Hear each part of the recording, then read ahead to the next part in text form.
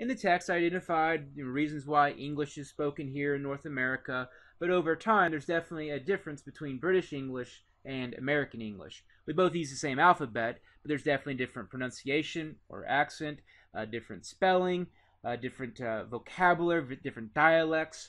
And so, for example, with spelling, the word color in American English is COLOR, whereas in British English it's COLOUR.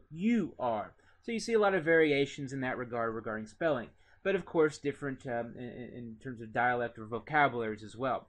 Why? First off, we have to think about isolation, the fact that we're separated by a large water body. So before airplanes, before we could, ships could quickly go across the Atlantic, that isolation allowed us then to kind of come up with our own way to speak, our own spellings, our own different dialects. Further, we came across new things, and so the Americans came across things that weren't, around in the motherland in Great Britain. For example, raccoons, moose, chipmunks, all of those were encountered by early Americans as they went west, and they essentially picked up the Native American names. And so those are, you add in the idea there's no phones for the most part, we up until the 1900s, so there's communication barriers as well. But probably the biggest one is just the fact, we fought a war against the Redcoats. We fought a war against the British, and so it's part of our identity. We don't want to be just like the British. We don't want to speak the same language, speak exactly how they speak it. So that's a lot of it's related to identity as well. So we can tie in cultural identity into this discussion.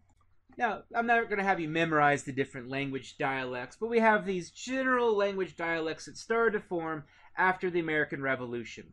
And so we have what we see, the blue is the northern dialect, the yellow is more of what they call the Midland dialect, and then the red would be the southern dialect. And so dialect and accent can definitely relate with each other. And so these are these early patterns that were observed. And so what would happen is people would pretty much migrate straight to the west. And so that's why we have this linear pattern. So we were settled along the East Coast, and as we worked our way across towards the Mississippi, towards the Great Plains, we then bring with us our language, our dialect, our accent, what have you. But one of the things is, you notice out west, you have a whole lot of green.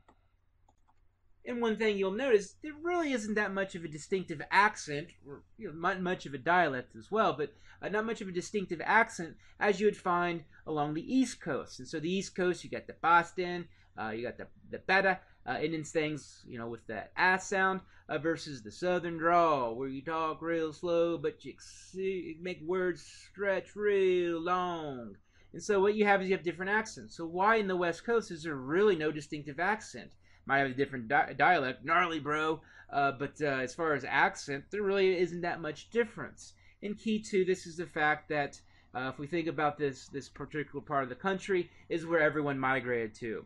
And so what happened was along the East Coast, specific groups settled in those specific areas from the United Kingdom, from Great Britain. And then they worked their way across the West, and so they brought with them their dialects.